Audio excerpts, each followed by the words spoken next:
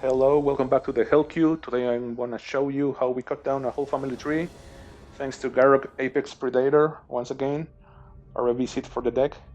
We're going to start the cutting against Firelord Azula. Pretty common commander right now. Really good actually. Hell Queue material. We start with a rampant growth here. Really good start. 3 mana on turn 2. 6 mana turn 3. Pretty good if you ask me.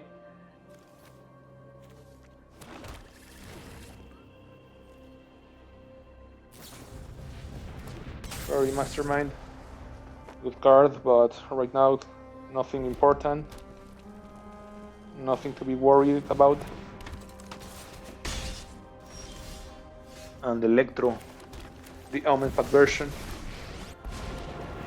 He adds mana for every non-creature spell they cast, and when he dies, they can pay X mana to deal that much damage to any target. Doesn't matter, he died. Here you can see what he does in more detail.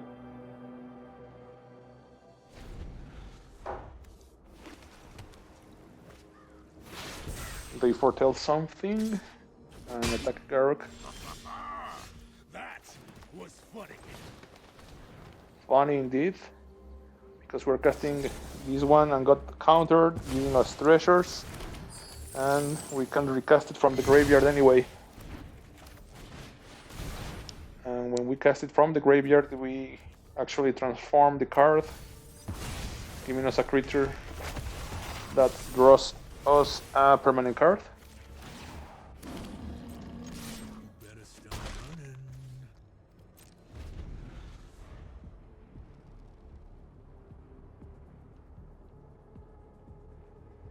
I really dig this deck, really. Pretty fun. Garruk's so cool. Wouldn't recommend grafting Garruk, but if you happen to own one, please give him a try. Trusty Rhino. And a 3/3 becomes a 6/6. Let's hunt. They are on a clock here. Yeah. Tap land, terrible. I don't like them. They feel like I'm missing a land drop. His straight Brawl is too fast to afford those kind of lands. Surveillance are only played because they can be fetched at the end of your opponent's turn. But actually playing them by yourself without fetching feels really bad. It's a feel bad situation.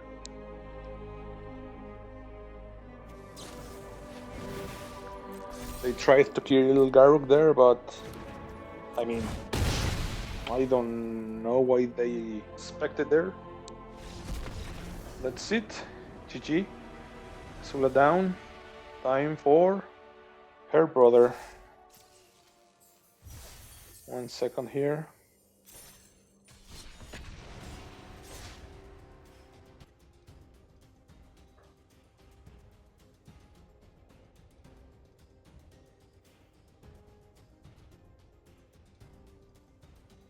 Waiting for opponent.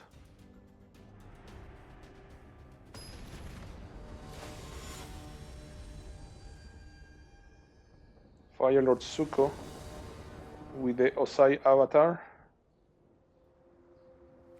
We go first and we keep the hand with both the Mana Rock and the Rampant Growth. Baby Appa is going to witness this.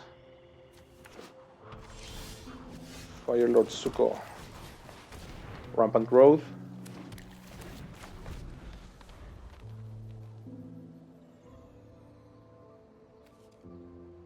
You should always mulligan for quick mana ramp. That's key. As I said, Historic Brawl is really fast format right now. Even with the bans, with the Street Mine, Ancient Tomb, and Chromox band, it still feels fast.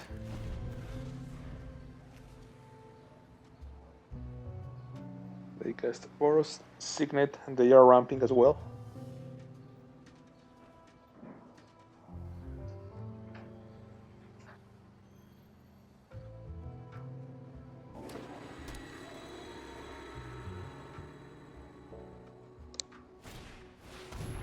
They cast their commander here. Fine. And we cast our Astral Titan, aka Primeval Titan. Uncle Iroh drinking some tea. That's rough, buddy. Those emotes would sound really weird.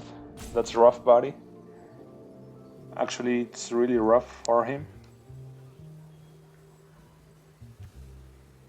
I don't know what he's waiting for here. Okay. We fetch the land that creates unblockable tokens and the temple. We don't need more ramp here.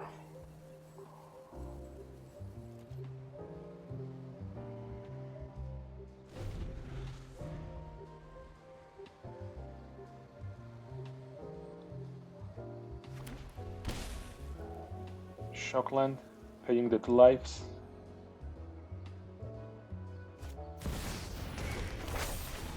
The Legend of Roku. If I'm not mistaken, Roku is actually Zuko's family as well. So yeah, they have Rev. Pretty interesting card. Kind of a Ragavan style effect.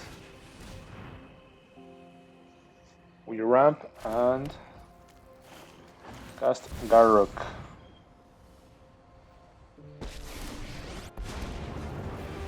We try to kill Zuko.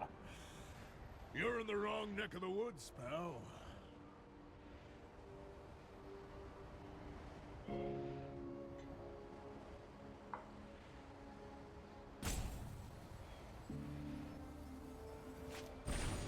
Yeah, here they cast Ephemerate to save Zuko.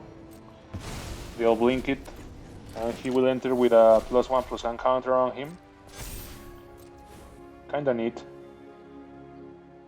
We have the Fatal Push, but we need a permanent to leave the field. Here I thought that maybe Garruk would be that permanent when Zuko attacks next turn. And then I'll recast Garruk.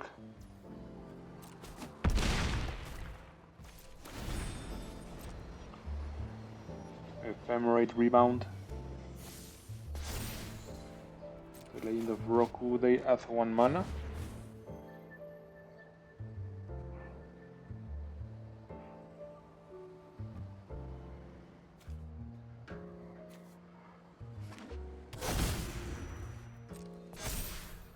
Land from Exile also buffs their creatures. Pretty interesting. Zuko's getting pretty buffed. Now Rev. Whenever a creature attacks, it gains Death Touch, and whenever it deals damage to me, they exile the top card from my deck, and they can cast it and create also a treasure like Ragavan. The interesting part is that even if Rev gets removed, they can cast exiled cards, so it actually works with counter spells. Not the case with Ragavan.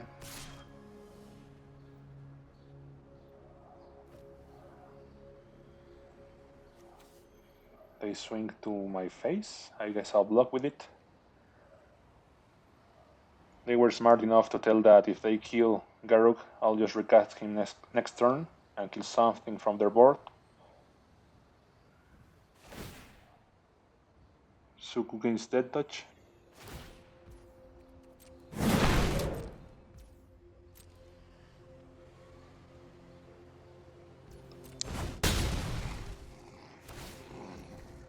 And the top card of my library gets exiled.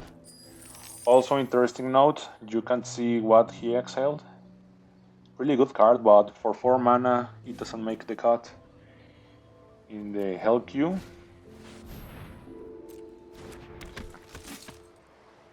It needed to be like 3 mana, but 4 is too much.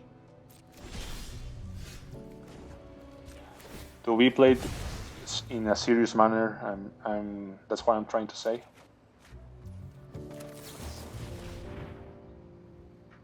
Here we will target Boromir because if he sacrifices him, all their creatures will get indestructible. And here we will react with the Fatal Push that we activated the revolt because we sacked the Mind Stone. Also with Barometer triggering the stack. Well, not really. Here I consider killing Rev, but I saved the murder to kill Roku. We're ready to rumble. And also I cast the Mana Dork. We fetch some more lands. Little Appa eats a cabbage there. And we swing it.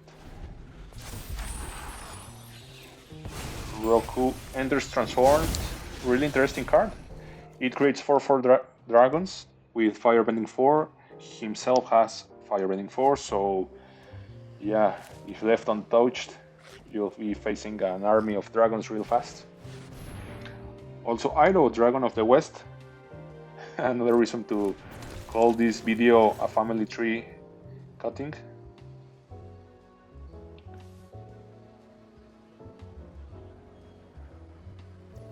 That one has Mentor, and whenever he attacks, it gives Firebending 2 to a creature with a counter on it.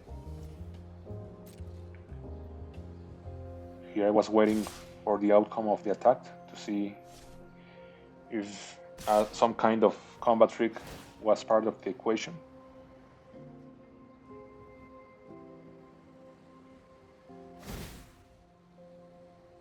This is strange because my token has Death Touch. Maybe he didn't saw that, but attacking into it is kind of a bad play here.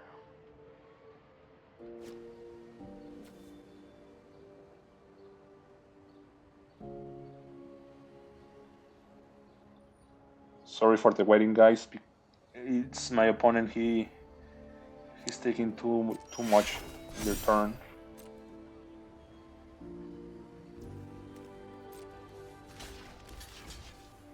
Yeah, I blocked both Rev and Ido, and Rev will die.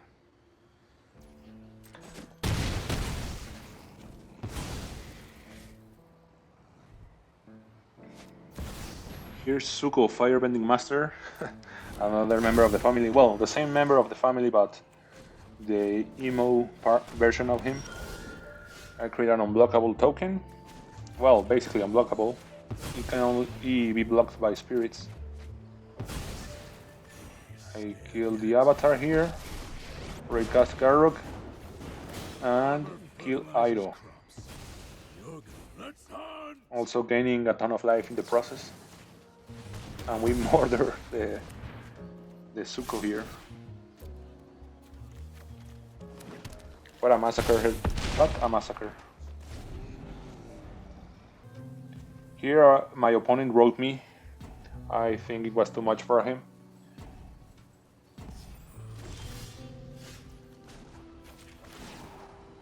I believe he simply, he concedes. Thank you for watching. I hope you enjoyed the video. Dislike, subscribe, would mean a lot to me. Please stay hydrated. Drink water, guys, really important. We got nothing there. See you in the next one.